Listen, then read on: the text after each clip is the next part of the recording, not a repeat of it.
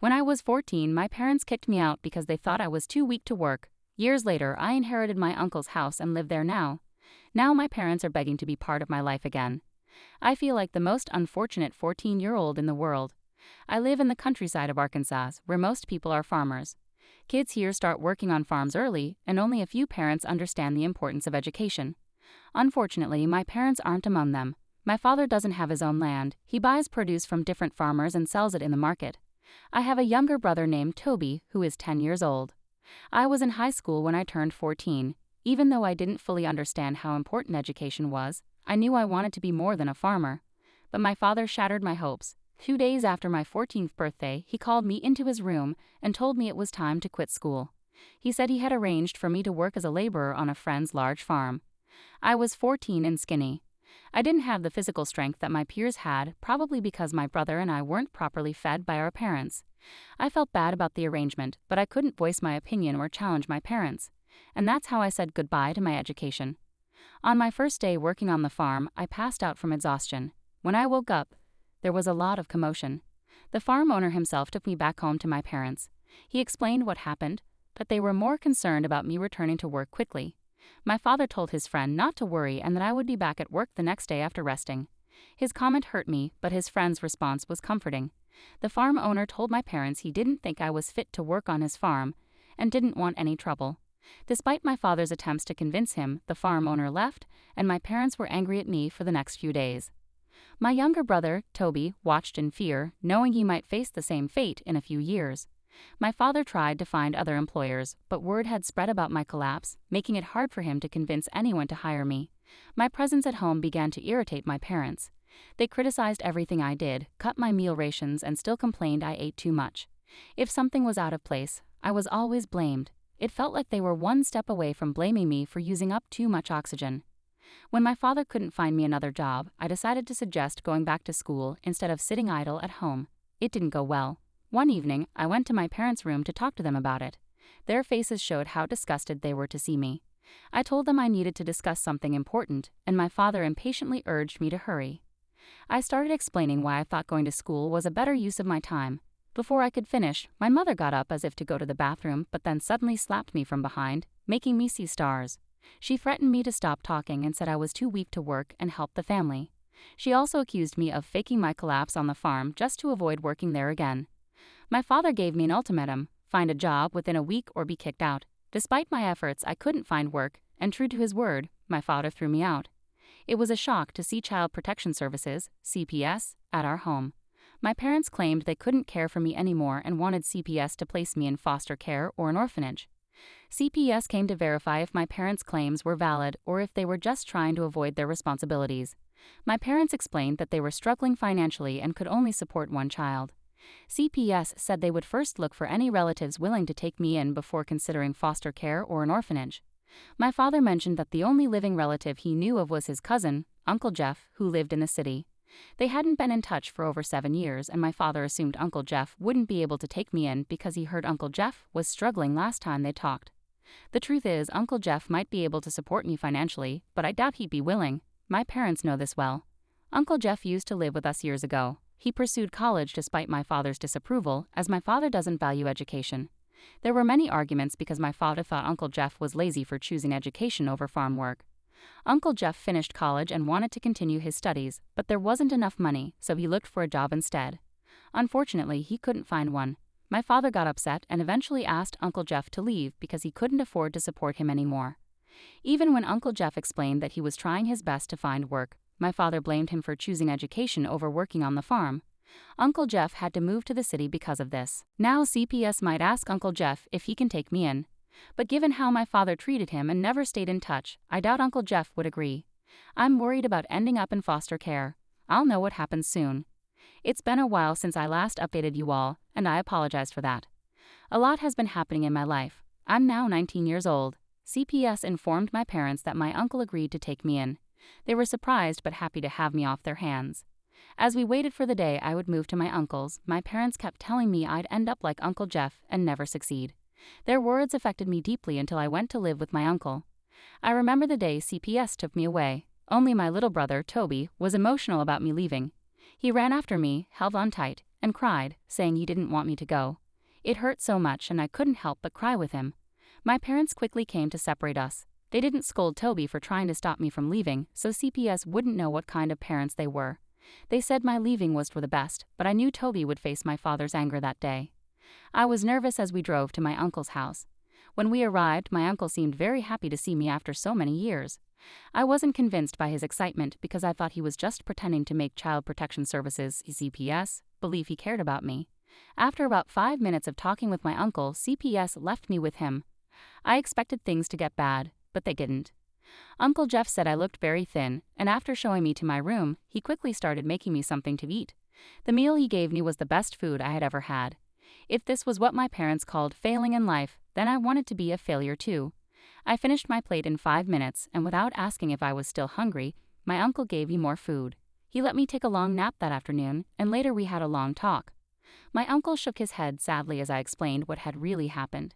He said that if it were up to my parents, they would have thrown me out without involving CPS, but that would be seen as abandonment, and they could be arrested, so they got CPS involved instead. Uncle Jeff immediately put me back in school. He didn't have any children, and after several heartbreaks, he had given up on marriage. He mentioned that he might consider getting a surrogate in the future, but for now he was focused on building his wealth. 2 years passed, and my parents hadn't checked on me at all. I didn't expect them to, but their cruelty had angered my uncle, and he decided to confront them. Uncle Jeff took me with him that day. His car had broken down, so we took a taxi. We arrived at my parents' home, and everyone, my parents and my brother Toby, was there. Toby opened the door and led us into the living room where my parents were seated. When I saw Toby, I realized how well Uncle Jeff had treated me. I had gone from being very thin to being well-fed, but Toby didn't look as healthy. Toby was happy to see me but didn't show it because he was afraid of our parents. He just stood at the door and smiled until my father asked who had come to visit. Toby didn't say anything, he just stepped aside to let me and my uncle in. My mother was the first to speak, and her tone and words were full of sarcasm and mockery. She asked if my uncle was already tired of me. Her question hurt deeply, making me feel like a burden to everyone. Thankfully, Uncle Jeff didn't hold back. He told my parents he had brought me so they could see how much better I was doing since they abandoned me. He said this was proof of their failure as parents. My father responded that the only reason I was healthy was that I was draining Uncle Jeff's resources. They told him to take me and leave if he had nothing important to say. Uncle Jeff called him shameless and signaled for us to leave. As we were leaving, my heart felt heavy and my steps were slow. Throughout this drama, my brother Toby didn't say a word to me. I knew it was because our parents had painted me in a bad light and warned him to keep his distance. Now I am 19 and in college, but I am very worried about my younger brother Toby. I know he can't have the best life while staying with our parents. Update. It has been 3 weeks since Uncle Jeff and I visited my parents, but I went to see them again just yesterday.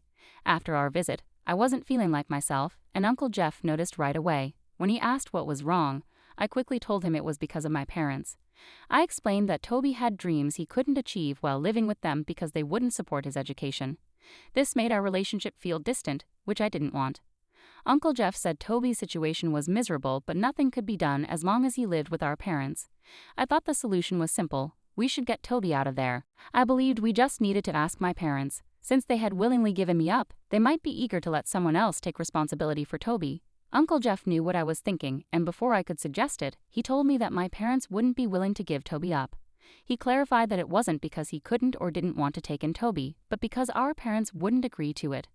I insisted we should try, and he said I could, but he was done dealing with my parents. I visited my parents yesterday, and as expected, they were not happy to see me. My mother wasn't there this time, so it was just me, my dad, and my brother. I told my father that I wanted Toby to move to the city with us so he could go to school. My father stayed silent for about 2 minutes after I finished talking. Then he asked if I thought he didn't care about Toby. The answer was obvious, but I didn't want to cause any drama, so I said I was only considering what Toby wanted for himself. My father immediately snapped. He said what he wanted for Toby was more important than what Toby wanted for himself. Now that's what I call entitlement. He didn't even care that Toby was standing right there. Toby is 15, and like he did with me, my father had already taken him out of school and was pushing him toward a path he didn't want. I don't know where the courage came from, but I'm grateful it did. I told my father that forcing Toby into a path he didn't choose would only make him resent them in the future. My father disagreed, saying Toby would be grateful for listening to him. Toby started crying loudly, and my father asked me to leave and warned me never to come back. I stood up and left. Uncle Jeff was right after all. I am not going to give up and let my parents ruin Toby's life with their entitlement. Toby is 15, which means that in 3 years he will be old enough to make decisions for himself and won't have to answer to our parents. I just hope that when the time comes he will still want to go to school and not have given in to our parents' misguided beliefs. Update 3. I am 21 years old now. People might consider me a big boy financially, but my heart feels heavy as I write this. You might be wondering how I achieved this, especially since it has only been 2 years since my last update. Well, 2 years can indeed change a lot for someone, right? I'm just kidding. The fact that I am now worth a little over $500,000 isn't due to my own efforts. After deciding I didn't have parents anymore, my uncle and I lived quietly. However, I began to notice something troubling. Uncle Jeff's health was declining. I was concerned about it, so I asked him, but he said there was nothing to worry about. I found comfort in his reassuring words until one day he called me to discuss how to find strength in life, even when feeling alone. It felt a bit strange, but I tried not to overthink it. Uncle Jeff then asked what I would do if I had all the wealth he had accumulated. I started talking about opening a scholarship fund for children in my countryside who, like me, wanted to go to school but didn't have parents wealthy enough to send them. As I was still talking, my uncle started coughing. I felt sympathetic and worried for him. I immediately ran to get him a glass of water when I saw his cough was persistent. I was back quickly, but when he reached out to take the water, I saw his hand was covered in blood. This was much more serious than I had thought. Once the situation seemed under control, I insisted we go to the hospital right away. However, my uncle remained calm and told me he had stage 4 lung cancer. He explained that he had been undergoing treatment, but it had only gotten worse. Hearing this made me feel terrible, but the greater shock came when he said the doctors had given him only a few months to live.